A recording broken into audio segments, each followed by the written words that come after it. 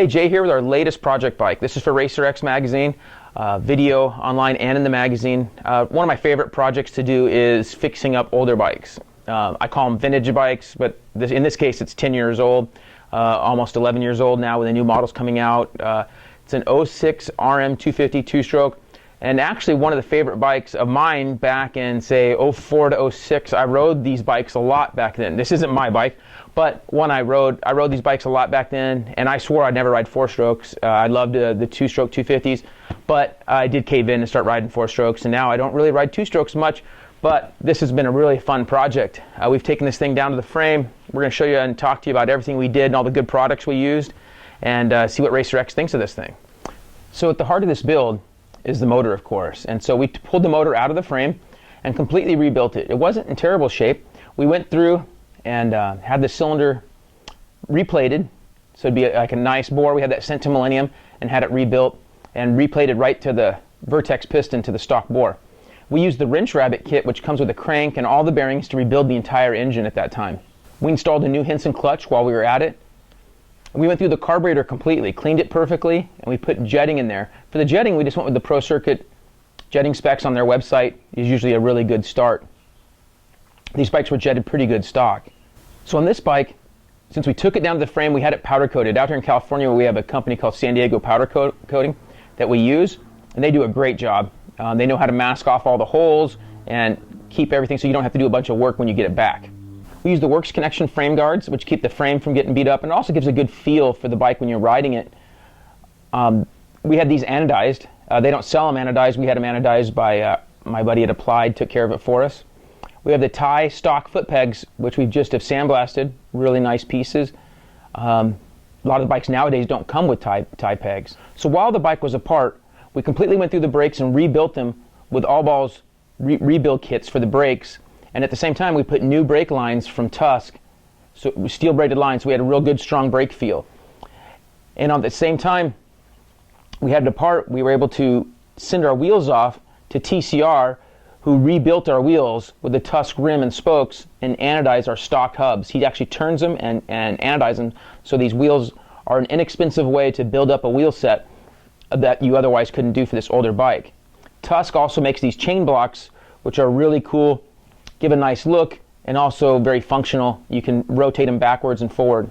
On a lot of our rebuild bikes, especially the older bikes, the radiators are in need of repair. And in this case, the radiators were a bit tweaked, so we sent them to ICW in North Carolina, and he goes through and straightens them out and also strengthens them up. So a really good addition for any project bike you're doing is some quality repair there and strengthening. CB4 hoses give a really nice look, a lot more functional than our older hoses. Also, we use the CB4 hoses on our carburetor. When we rebuilt the carburetor, they have colored hoses. We went with the yellow hoses on our carburetor. And with the carburetors is attached right to the Moto Tassinari reed cage. The V-Force reed cage is kind of just totally the standard as far as performance goes on a two-stroke, and they work really well. We also added in the Uni two-stage air filter. We kind of went whole hog on this thing as far as our budget goes, and we wanted to really update this thing to a newer look. And one of the best ways to do that is with newer plastic. Acerbis got us plastic for the entire bike, but we went with a 2015-16 front fender and number plate on this bike. And so to do that, you could modify it, but the easiest way was when Applied made us clamps, we had them put the holes in the bottom of the clamp to fit a newer front fender. And Applied will do that kind of custom work for you. So that's one thing we did there to get our nice look with our new plastic. So performance in this bike, we went with the FMF Shorty and FMF Fatty, and they give a great sound and great performance. I think it's the same setup I ran 10 years ago, and it just works amazing. For chain and sprockets, we went with the Regina chain, really good, long-lasting motocross chain, and Renthal chain and sprockets front and back. For our gearing, we went with 1350 on the gearing. We also used the TM Designs slide and guide kit, which goes around the swing arm up front and the rear chain block in the rear, and these are very durable pieces. With any older bike, these are usually two pieces that are for sure a must to replace that you're rebuilding or doing a project with. We went with an oversized front rotor to give us some extra stopping power, and here we have the MotoMaster up front with the Ride Engineering clamp on the Tusk brake line. Really nice, strong setup. So Again, Wrench Rabbit was our main supply of all the main key engine components. Factory Connection went through the suspension completely and rebuilt it for us. Got us set up for our rider spec. Decal Works made some custom graphics with our Wrench Rabbit logos and all the logos of the companies that we work with in this project.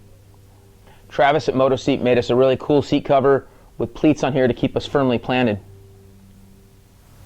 So the Renthal bars went with the 604 bin and their fat bar. Gives some good flex for those people who like that style of bar. Also, Works Connection makes brake levers, and our clutch perch is really nice. Renthal also has these new tacky grips, which are really cool, give a really good feel. They have a thinner one and a thicker one. Here we have the little bit thinner ones on. We really like the way these new grips feel. So for added styling on this bike, we went ahead and cut the number plate just to give it a more modern look. We did on both sides, and with the silencer side, it for sure looks better. So we cut off about that much. I'm not sure if there's an exact science to this. I kind of looked at some more modern four-strokes here and gave us a little bit more of a modern look. I'd like to be able to do something with the rear fender, but I haven't really done anything. It just gives us a little bit more modern look to match our front fender that's been updated as well. Nearly all the parts of this build are available at RockyMountainATVMC.com.